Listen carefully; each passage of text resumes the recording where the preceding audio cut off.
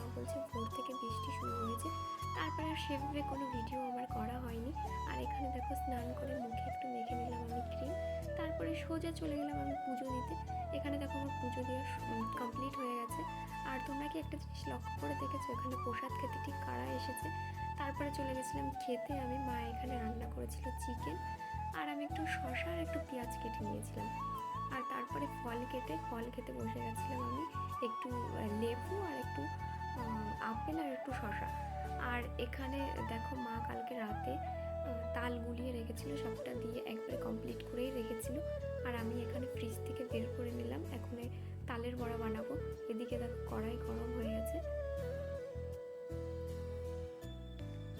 আর এখানে আমার তালের বড়া বানানো কমপ্লিট হয়ে গেছে। আর একটু খেয়ে দেখলাম ঠিক কেমন হয়েছে পিঠেটা।